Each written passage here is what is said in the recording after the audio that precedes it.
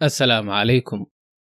Markii uu ninka iyo xaaskiisu kala tagaan ayaa waxa ay haweentu tirsataa ciddada oo aysan nin kala guursan karin muddadaas si aysan u dhicin in nasabku isku khaldamo oo ilmo uu ninkii hore u lahaa aan loo nisbayn ninka dambe. Laakiin waddamada uusan dhaqankaasi ka jirin ayaa waxaa ka dhacda xaalado cajiib ah si in laba wiil oo mataano ah ay laba aabba kala yeeshaan. Sidan ayayna ku dhici kartaa. Horta marka hore mataanuhu laba nooc ayay u qaybsamaan.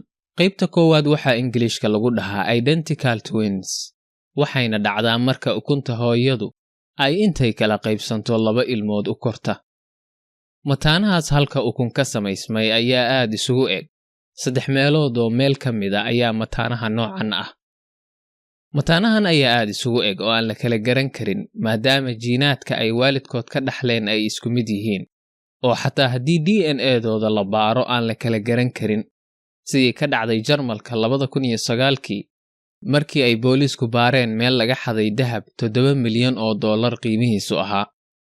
Booliiska ayaa waxay heleen galoofis u adeegsaday mid ka mid a dadkii meeshaas weeraray.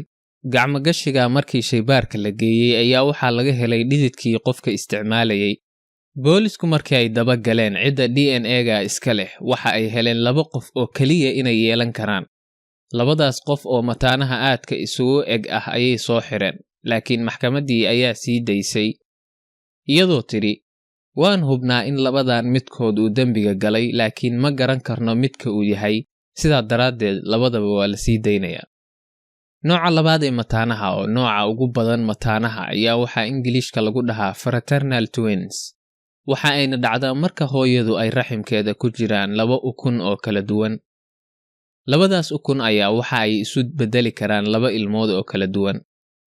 Mataanaha noocan ah ayaa 100% isku mid ahayn oo haddii qisada Jarmalka ka dhacday ay mataanaha noocan ah wax dhici lahaayeen, boolisku waa kala garan lahaa sababtoo ah DNA-goodu 100% ma wadaagaan, waxa ay wadaagaan 50% oo kaliya. Haddaba mataanaha noocan ah ayaa waxaa dhici karta inay 2 aabbo kala yeeshaan, waxaana ay dhacdaa marka ay haweeneydaasi oo 2 ukun ay siday ay 2 nin kala bacrimiyaan. Markaasi mataanahaasi isku hooyo kaliya waaye oo 2 aabbo oo kala duwan ayay yeelanayaan. Haddaba xaaladaha noocan ah ayaa aad u yar laakiin waa ay dhacdaa, waxaana wax ka qora jaraa'idada caalamka. 3 xaaladood oo sidaan oo kale ah ayaa laga soo sheegay Mareykanka, halka xaalad kalena laga soo sheegay Vietnam.